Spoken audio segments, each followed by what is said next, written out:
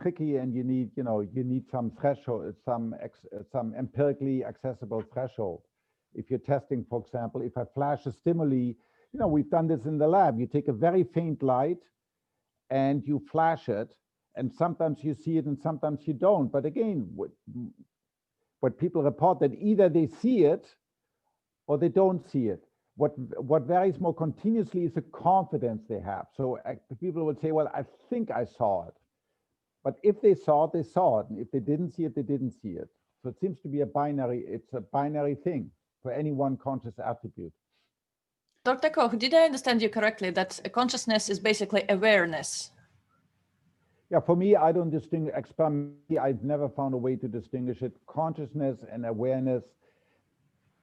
People are more comfortable when they write grants or papers to say awareness if they're scientists, and they're more likely to be funded when they say awareness rather than they say consciousness. It's like talking about sex. There's a there's some sort of inhibition that some people are more reluctant to call out consciousness by its proper name. I see. Yeah, but thank you. It could be also this idea of perhaps when we say we are conscious of something, then we think of that as kind of a transitive. But then we might say also that, I mean, like in the distinctions we make, is that we can say of an organism that it is either conscious or non-conscious. So that's like, in a way, quite close to whether one is awake or asleep. And then of course, when we have various mental states, I mean, this is when you pay a lot of money and go to a psychoanalyst, then they try to get into your unconscious childhood traumas somehow and bring them, use free association to bring them to daylight. Consciousness, right? To bring them to consciousness. Yes, that's right. But so in that sense, it's in a way transitive to be. Then I become conscious, or the system becomes conscious of certain states that it was previously unconscious. So in that sense, your notion would apply. But I guess, but when we talk about the whole organism, either being conscious or non-conscious, then of course, I don't know, I wonder whether we look at that differently. So because in some ways we are perhaps not thinking of, I mean, could we have a consciousness without any object that we are conscious of? Well, just being conscious, like, you meditate and you try to get into that state. Yeah, so that, I think it's a very interesting question. Can you have a content-free consciousness? Exactly. Or pure consciousness, something like that. A pure consciousness, is that possible? Yeah. Mm. But I do have to disagree with what you say. You can be not awake, you can be asleep, but still conscious when you dream. Right, absolutely. No, I didn't mean to say, I just meant that sometimes, or else when you're in coma, but I guess now maybe some studies suggest that even people who are in coma might actually experience things, right? Not in coma, but in a vegetative state. Okay, vegetative. That's right. Okay, yeah, vegetative state. Yeah, sorry. Yeah, and the claim is they're simply being misdiagnosed. They're not actually in a vegetative state. They're in a minimal unconscious state, but they are actually conscious. Yeah. Great answers. Thank you very much. So we have a real storm going on in the Q&A box. So we have quite a lot of questions. I will go with a pretty popular one here that says, do you see time as a physical phenomenon or a mental construct of the consciousness? So the theory doesn't really talk about time per se, it talks about cause and effect. And there's this interesting experimental question, how do we perceive time? Conventionally, it's the language since William James is a stream of consciousness, which seems to imply a continuum, right? I live in this stream and it flows forever. But there's a whole bunch of experimental evidence to suggest that each experience by itself is frozen in time. So what you really experience, just like in a movie, we know this, right? A movie isn't really continuous. It's individual frames that if you move them rapidly, create the illusion of a continuous time, but that actually time itself, any one conscious experience may be static, like a snapshot, but then, they abruptly change from one to the other, but because there isn't any uber consciousness that looks down at that, this is the only way we can experience it, although it may be discrete in its nature. Oh yeah, and of course time in physics is also very or kind of tricky and fascinating, complex, and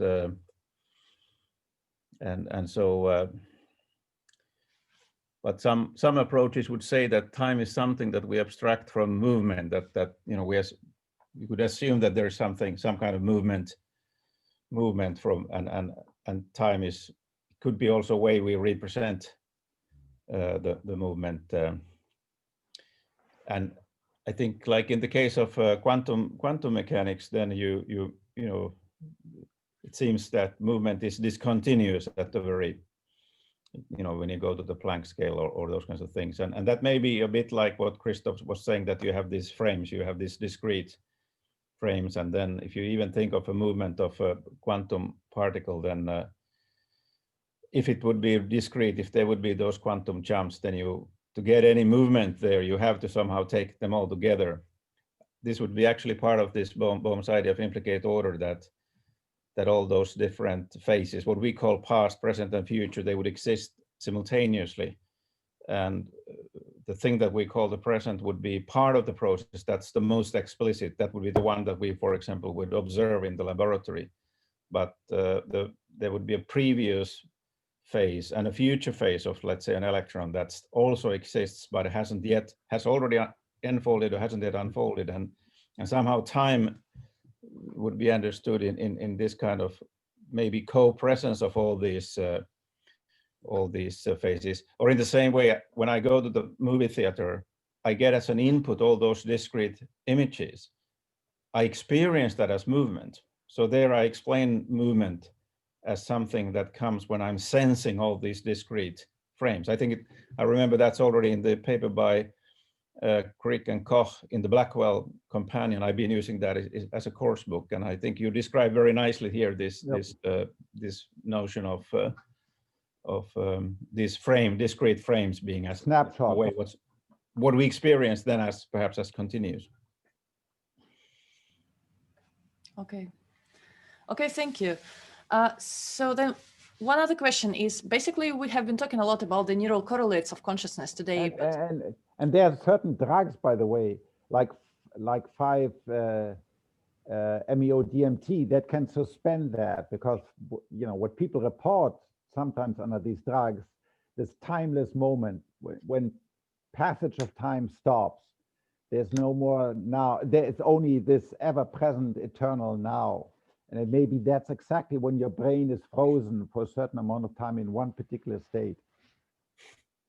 By the way, about this, like, so in a way, mystical experiences that different psychedelic drugs induce and so on, what do you think the studies of these drugs effect tell us? Because on the one hand, it kind of points to a really mechanistical explanation of consciousness. I mean, it's interaction of, chemicals with the brain receptors and so on.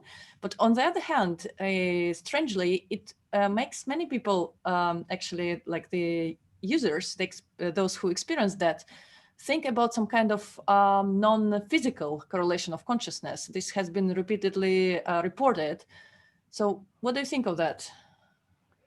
Well, look, I can just tell you from own experience, they're very powerful.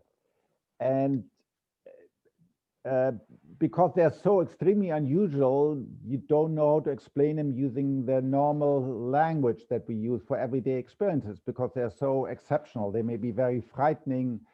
They're deeply discombobulating because they're so radical different from everything else, where your own egos died, right? Your body is gone. There's no more you. There's no more Christof. Whether they're actually, you know, higher order, I'm not sure. I think you can still explain them in a lawful way using physical mechanisms and causal powers. That's my attitude. So they tell us something profound about structure of consciousness, but I still explain them in terms of a natural framework. I think also perhaps comment to that one is that for example, Alan Hobson has sort of suggested that, because you see in dreams we do have the brain. If we say that the brain is sort of very involved with dreams or producing the dreams, the brain has a capacity to create all these virtual worlds and even bizarre worlds. And I think Hobson suggested that some of the drugs, at least, they kind of activate the capacity of the brain, and that's why we hallucinate and get all those. So we found a way to activate a natural capacity of the brain, which is really to produce creative realities. And of course, some people like Rudolf Linas say that life is but a dream driven by the senses. So the idea there is that even when we are in our normally waking state, there's a sense in which the brain would be kind of creating, people call it simulation, people call it virtual reality, like, Antti Revonsuo. But then in the usual waking state, the simulation is driven by the senses, and that's why we call it veridical. But of course, in dreams, we are not in the same way driven, we could be driven by all kinds of other things. And maybe with drugs, then there's yet another kind of activation of those systems. But I kind of find that quite a plausible explanation. And of course, Hobson advocates that dreams is a much safer way to get those, get those kinds of experiences than at least some of the drugs. That I guess today people are using the drugs in a more sensible way in scientific studies and all that, but still when I teach undergraduates, I also bring in the Hobson sober reminder, so that just for people's health, or be careful. It's fantastic, Dr. Pylkkänen, that you bring up the dreamings, and especially related to this kind of very mysterious drugs that, for instance, psychedelics are. I'm also very curious what Dr. Koch thinks in relation to dreaming. How does dreaming fit in your idea of consciousness? I mean, dreaming is another conscious state. It's distinguished by certain parts of the brain being less active, particularly certain prefrontal regions less active, which tends to explain why we don't typically have ego, right? So typically there is no Christof monitoring my dreams and saying, this is strange, you're flying, or you're walking through a wall, or wait, your dog died 20 years ago, right? So we don't have this. We are sort of an actor of this dream, but we are not the director of it. But other than that, it shares many aspects with reality, and I think it reflects, it's some sort of process, from our day-to-day events get processed in it. Does it have a function? I don't know, but I think it's another very interesting state of consciousness, to which we retire every night. Great, thank you. There is also a question bringing up the role of different neuronal frequencies and neuronal oscillations. What do you think about their role in consciousness? Also, of course, Francis Crick and I postulated many years ago that this 40 Hertz gamma hypothesis. In other words, that this wasn't a theory, as I said, it's a working hypothesis that 40 Hertz is a hallmark of an NCC, is one of characteristics of NCC. 30 years later, the evidence for that looks sort of so-so. There are many cases in which you can get 40 Hertz oscillation, let's say in visual cortex, for some images, but not for other images. So for instance, you can get it for sine wave gratings, but then if you show natural scenes, you don't get them. So they seem to be more property either of low-level feedback circuits, or they seem to be associated with attention. So it may well be that one of the hallmarks of attention is and it has to do with the property of excitation and inhibition in that loop, and the time constant of that loop, that you get time constant in the order of 12 milliseconds, and the time to traverse the loop, and so you get these 40 Hertz oscillations. That it may be a property of the brain because of its physics and its circuit, that at 40 Hertz you can transmit information much better than at lower frequency or at higher frequency, right? So that's the idea of communication by synchrony in particular frequency bands. So that would be a low-level property of the brain, that it happens to be that you can communicate in certain frequency better than at others. But it's by per se not not because you can certainly have 40 Hertz gamma oscillation in some patients, and they're not conscious, or you can even have, sometimes you can see them in a sleeping brain. So by itself, that it's not really a sufficient marker of consciousness. Yes. Fantastic. Yes, thank you. That's really a great example of like preeminence of evidence before the beliefs, before personal beliefs. I respect that a lot. Yeah. There is a question from the audience by Emma Ender. She asks, do you think memory is a requirement for consciousness? Empirically, there's no patient, at least that I know of, that doesn't have at least very short-term iconic memory. There are clearly patients that have lost memory, that are clearly conscious, but I don't know of any patient that has lost short-term memory. Now, it may be very difficult in the limit. You know, you take an extreme Alzheimer patient with extreme dementia, it becomes very difficult to test. You know, if they really have not even short-term memory, it becomes very difficult to test. Are they still conscious? I don't know. The theory IIT does not have it doesn't say you have to have memory. Now, we know all systems have memory, they need it to survive, but at least in principle, all you need is intrinsic causal power. You can have that without, at least in principle, without memory. So it's not a necessary according to the theory. It's not strictly necessary.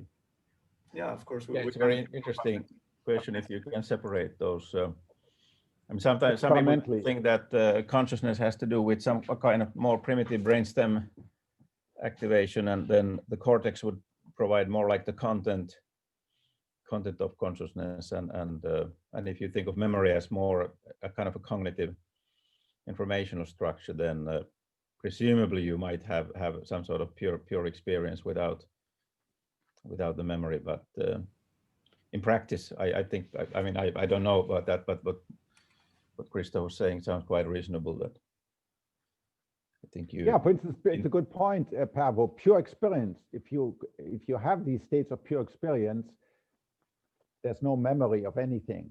You're just in this state, but you're highly conscious, no question about it. It can be an idealization. I mean, it may be not reachable. It's not easy to reach. I think it may be a limit, like, you know, adiabatic expansion. I think in the limit. So there is another question actually related to psychedelic experiences. So there is this idea actually in Dr. Koch's works that there is in this subject experiment, so you measure the complexity of the signal, and then like you have to have the minimal complexity of the signal to to realize that the person is conscious. And there is also this theory in psychedelic states research that psychedelics promote the complexity of brain signals. What do you think of that? Do you have any opinion? Yeah, so Anil Seth has done some work on that using EG, that he approximates phi using a Lempel-Ziff measure of complexity and see that it actually goes up average. Yeah, so it may well be that this phi measure increases. Now, note that phi by what you measure there, the perturbational complexity, is not a scalar measure of phi. It doesn't covary with phi. This perturbational complexity index is really just a very crude measure of, is there sufficient complexity to support consciousness of the sort that we know to exist in average human adults. And by that, so it's not that if the PCI is slightly higher, you're more conscious. Because if the PCI measure, at least the conventional one, is very high, you get maximal differentiation without any integration. But it may well be that practically speaking, during some psychedelic states, this measure phi may increase. It's so difficult to measure empirically at the relevant scale of neurons, but it's possible. So there is another question from the audience here by Giuliano Didio. He asks, can a conventionally established complexity threshold be defined in order to discriminate between pure information integration and consciousness? If so, would that be of any use? Once again, right now it's a purely empirical measure, PCI, and it's been established purely empirical that the threshold is 0.31. In other words, if you take people that are deeply asleep, their PCI is below 0.31. If you take people that are deeply anesthetized or that are in coma, where there's no doubt that they're unconscious, their brain complexity is always below that. And if you take people who are awake, who are on a ketamine, which is a dissociative, but it's not an anesthesia drug, or various neurological controls that have lesions, but that are still conscious, or people like in a locked-in state that are conscious but unable to move, all of those have this PCI measure above this empirical threshold. But there isn't anything, it's not a priori determined number. It just happens to be empirically, this is the threshold that people use, where you can really, with very high sensitivity, with 100% specificity and sensitivity, so far discriminate people that seem to be conscious from people that are not conscious. The theory itself, once again, has no threshold. Practically speaking, there may well be a threshold, but at least the theory itself says any system that has phi different from 0 feels like something, is irreducible, exists for itself. Dr. Pylkkänen, maybe you want to add something or comment on this? Well, maybe not this one. I'm not so familiar with this this part of the IIT. Well, then I would just want to ask Dr. Koch to elaborate or to explain a little bit more about this irreducibility, because it's a little bit, it wasn't totally clear for me when I was reading this concept. What does it mean, actually, irreducibility of the experience? Well, irreducible means you cannot reduce a system to the independent sum of its components, right? So some systems like this, well, here, I have these two balls, okay? I can take this, and I can describe the system just as a superposition of this and this. But then some systems like my iPhone, okay, if I can't just say, well, there's a bunch of individual transistors in a bag. No, they're wired up in very specific ways. And if I just reduce them to the sum of individual transistors, there isn't an iPhone anymore. These are just independent. And so this system, whether I can just say, well, these two balls, it's just a superposition of ball 1 and ball 2. They're fully reducible. But my iPhone is not reducible in that sense. And so the theory introduces this measure of intrinsic causal power. If you have a system, you have a state transition function of the system. In principle, you can compute its irreducibility, and you can ask how irreducible is it. You can actually quantify it by making various cuts and asking how much is the system approximated by the independent sum of the independent component. And so for each system, you can assign this number that tells you how irreducible it is. And the more irreducible it is, the more it exists for itself. And then the theory says that's ultimately the causal power associated with this is ultimately what is consciousness. I see. It's difficult. I mean, I understand it's very non-intuitive, but it is a physicalist. Ultimately, it says the only thing that there is causal powers and the void, to adopt the famous saying of Lucretius. There's only causal power, either intrinsic causal power, that's consciousness, or external causal power, that's gravity and Coulomb's law and etc. That's all there is. I see. Thanks. Okay, I have another popular question from the Q&A box by Paul Steinfeld. He says, hello, thanks for the great talk. Testing these theories, as you said, involves testing consciousness when it's present versus absent. But what if consciousness is never absent? We don't know yet how or what gives rise to consciousness for sure. So we can also not be sure that consciousness is absent during deep sleep or other unconscious states, right? Well, I mean, ultimately for consciousness, we are the, at least we have to start with our intuitions. Our intuitions may well be wrong. Right? My intuition is the planet is flat, and my intuition is whale is a fish. But then, of course, we know through science that whale is a mammal and the planet is round and not flat. But so ultimately, I'm starting with the assumption that in deep sleep, because we know this, in deep sleep, when you wake me up or when you wake people up and ask them, did anything just go through your mind? And during some periods of that night, they say, no, nothing went through my mind. Versus if you wake them up in other periods, particularly when they have this particular REM signature, they tell you, oh yeah, I was just dreaming, I was walking with my grandma into church. Right, so I take that as sort of intuitive evidence. In one state, they weren't conscious, in the other case, there was. Now, it may well be true that if I do much more sophisticated research, I can maybe find out, well, yeah, maybe they were a little bit conscious, but just of something black, or they were just conscious of being versus not being. That may well be true. Maybe but right now, no you know, I have to start somewhere. Yeah, and then as Paavo said, there's the issue of memory. Of course, you always have to test, were they conscious, but they forgot about it? And how can I circumnavigate that issue? Thank you. So just to come back to the very beginning from where we started. So what's your stance on the interaction between the mind and matter? Is it like, are these two separate things? Is this something like two different manifestations of the same thing? And how do they interact? And if one gives birth to another?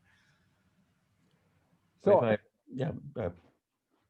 so I say, yeah, well, you see, I would say that, of course, in the current philosophy of mind, it has been quite fashionable to think that either to reduce the mind to the brain or the physical states, or else accept that the mental properties may be there, but then say that they must be epiphenomenal. They cannot have any causal impact because the physical world is sort of causally closed.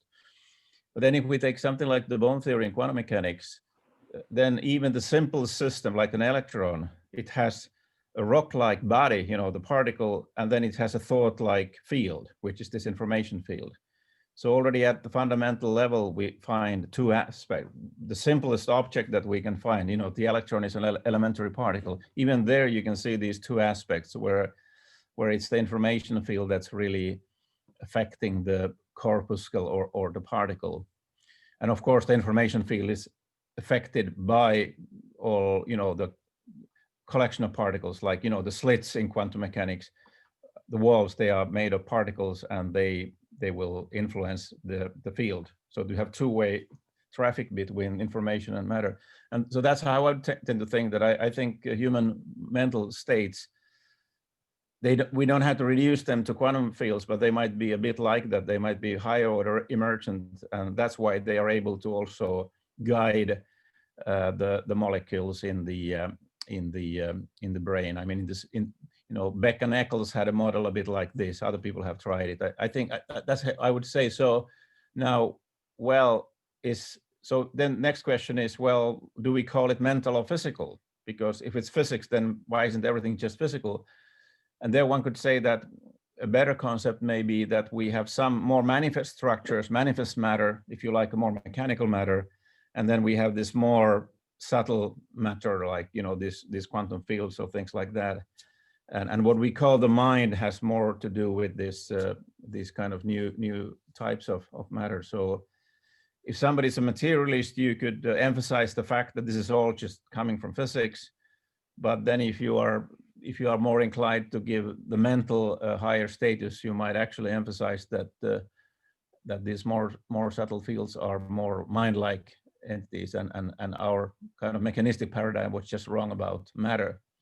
And that's why it's also wrong to try to reduce mind to mechanical matter or mechanical computation.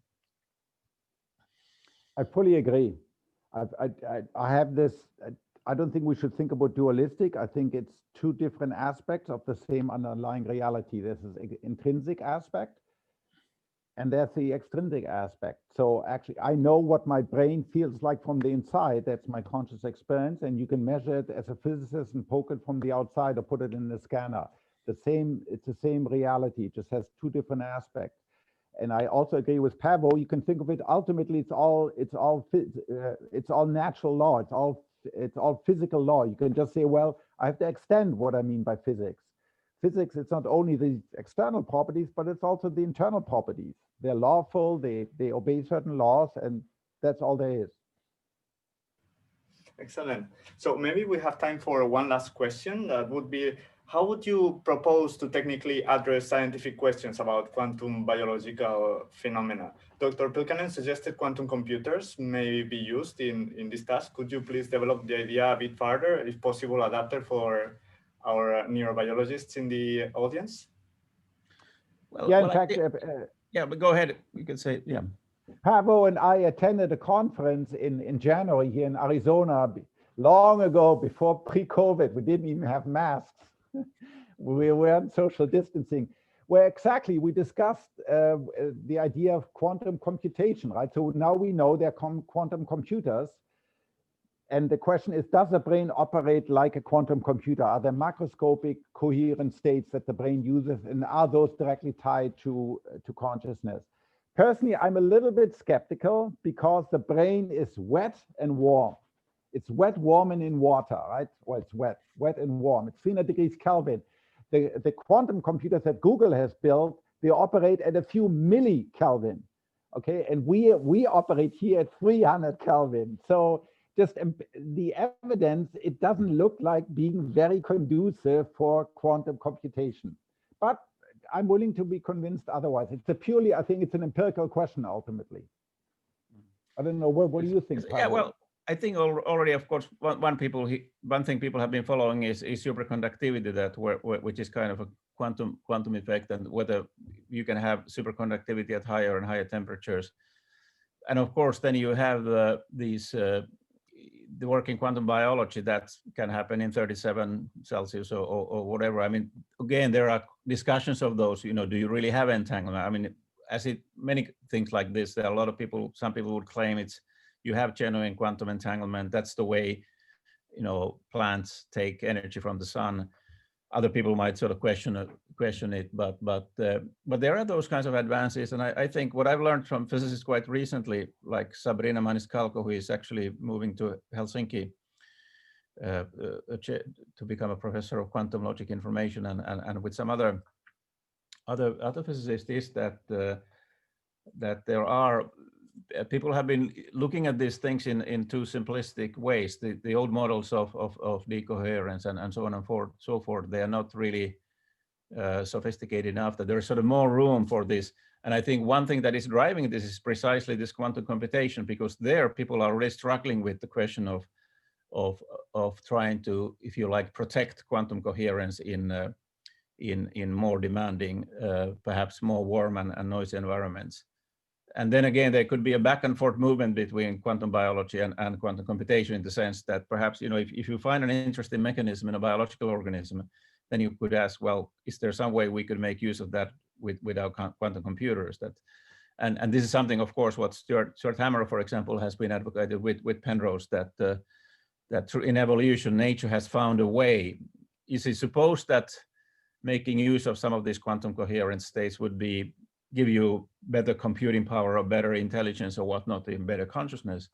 Then that might, evolution and natural selection might have favored those kinds of structures, and we just have them in us, but we haven't yet been able to really understand how they operate. And so this is why it's kind of, it could be still partly science fiction when we explore some of these questions. And some of them get there are some very bold proposals by a lot of people are making at the moment, but I kind of still try to follow them. And one good place to start is, of course, Harold Atmanspa has written a theory called Quantum Theories of Consciousness in the Stanford Encyclopedia of Philosophy, which is kind of an overview of these kinds of things. And I think you can find similar good overviews in quantum biology and Nature reviews. There's a review in Nature, and also quantum computation. And if you think about those things together, that's where something creative might happen. And we have actually, even now in a group with Sabrina Maniscalco, Bert Kappen,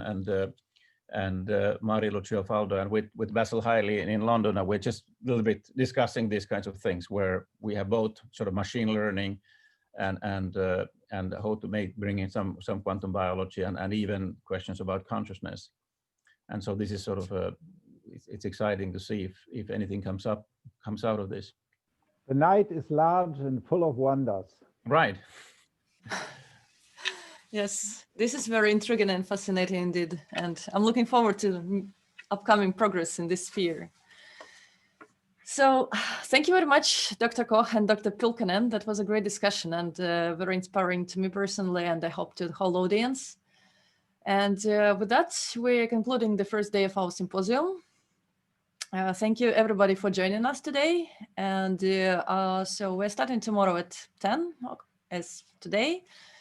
And well, have a good evening, everybody, and have a good day ahead, Dr. Koch, as we can see morning is coming. Thank you. I'm really sorry I can't be in Finland. Believe me, I'd like to be. Hopefully in the future. Yes. Yeah. We really hope so. Make it happen. We Excellent. would be very happy to see you. Yeah. Thank you very much. Thank you so much. Thank you very much. Yeah.